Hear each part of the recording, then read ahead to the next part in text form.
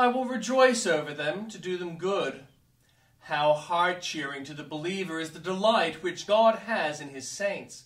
We cannot see any reason in ourselves why the Lord should take pleasure in us. We cannot take delight in ourselves, for we often have to groan, being burdened, conscious of our sinfulness, and deploring our unfaithfulness. And we fear that God's people cannot take much delight in us, for they must perceive so much of our imperfections and our follies, that they may rather lament our infirmities than admire our graces. But we love to dwell upon this transcendent truth, this glorious mystery, that as the bridegroom rejoiceth over the bride, so does the Lord rejoice over us. We do not read anywhere that God delighteth in the cloud-capped mountains or the sparkling stars, but we do read that he delights in the habitable parts of the earth, and that his delights are with the sons of men.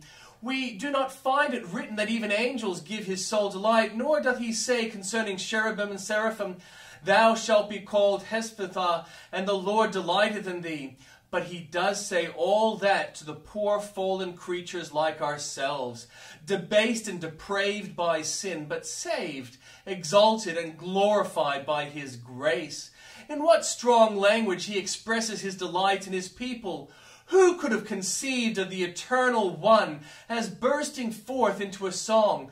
Yet it is written, He will rejoice over thee with joy. He will rest in his love. He will joy over thee with singing. As he looked upon the world he had made, he said, It is very good.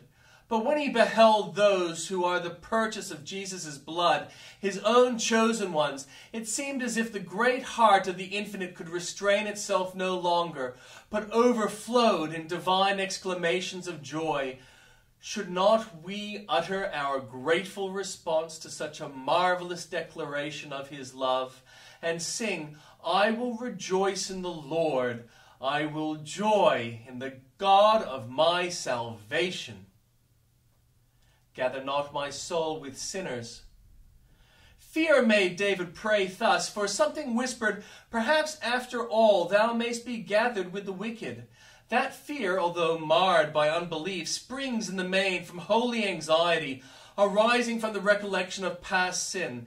Even the pardoned man will inquire, What if at the end of my sin should be remembered, and I should be left out of the catalogue of the saved?